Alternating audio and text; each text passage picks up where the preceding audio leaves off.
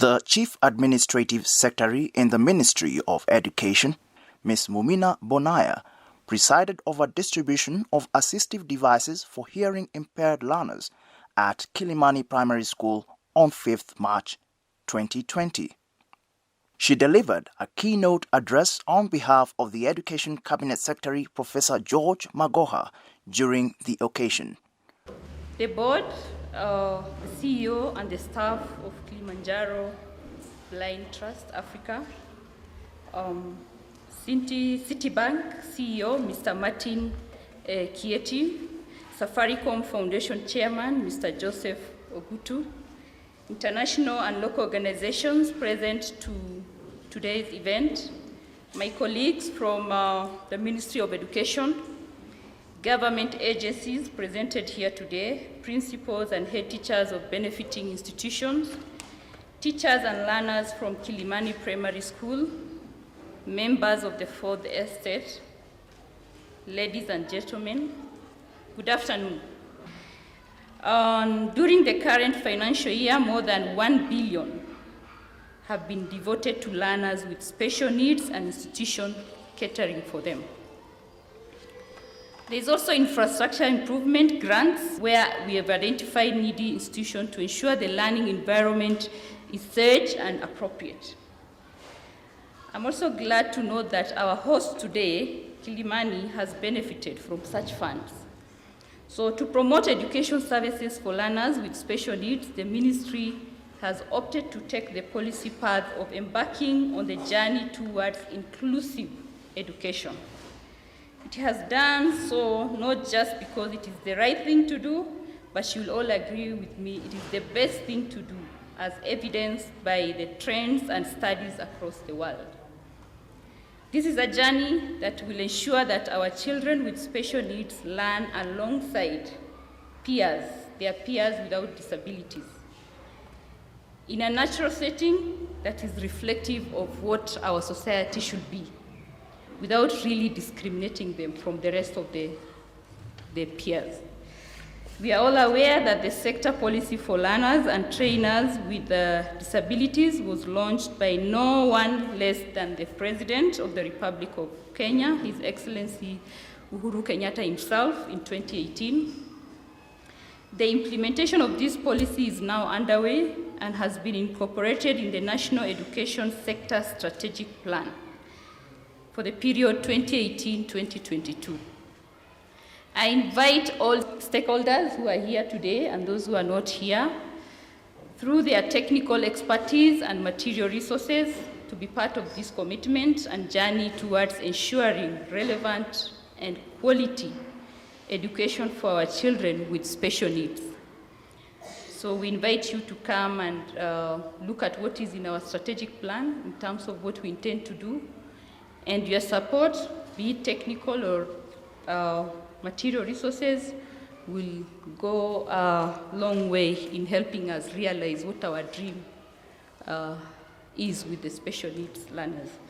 With regard to the competency-based curriculum, the ministry is very clear on its appropriateness for learners with special needs. I think we saw it in the classrooms, and the class teacher was able to explain that as much as we have some noises out there talking about CBC, but for special needs learners, it's actually exactly what they needed, because it appreciates other talents that they have. It's not so much about what they don't have, but it brings out what they have. So today's event recognizes one of the competencies, that of digital literacy, through the distribution and use of these high-tech but low-cost devices.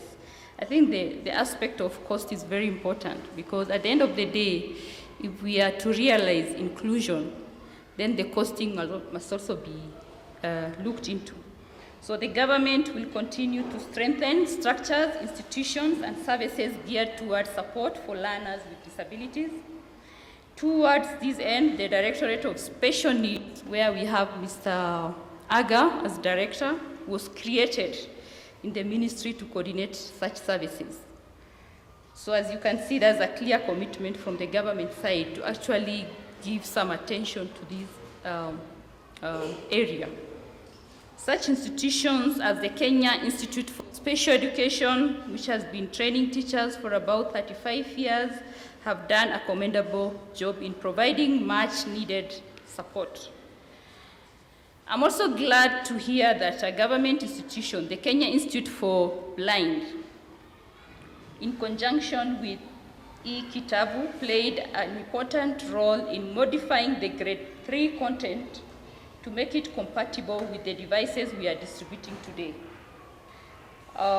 Ladies and gentlemen, as we appreciate the selfless contribution by such organizations as KBTA, KIB, Citibank, Safaricom, Kitabu, and many others, I wish to appeal to the custodians and the recipients of this act of goodwill to bear their responsibility with decorum. Principals and head teachers, I know you are seated here, you must diligently be stewards of all the resources under you, and ensure that they are utilized for the purpose for which they were intended. I think that's the only way we can help these learners, by taking good care of this equipment and to ensure that it's properly used and the devices are maintained to standards that it's required to be. So from my end, with those few remarks, I would like to say thank you and may God bless you all. The devices will be distributed following the donation of Kilimanjaro Blind Trust, which will ensure that every learner with visual impairments in East and Southern Africa have access to Braille equipment, quality learning materials, and access to innovative technologies.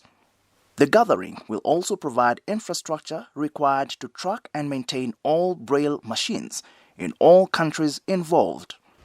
I just want to share two things, Madam Chief Guest.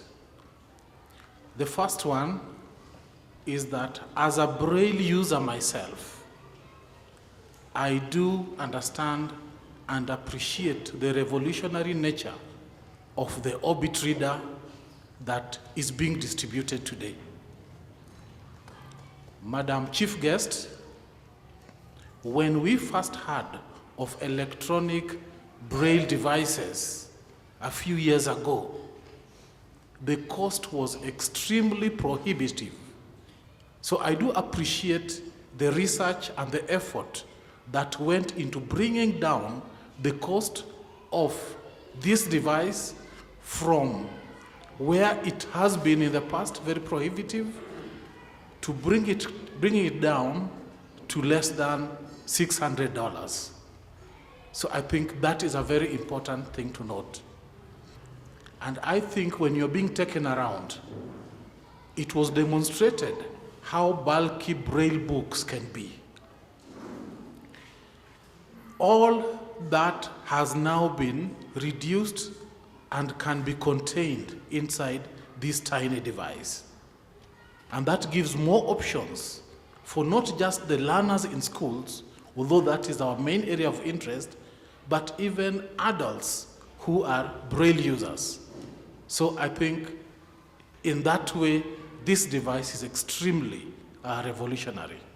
Stay tuned for this and more stories on EduTV across all our social networks.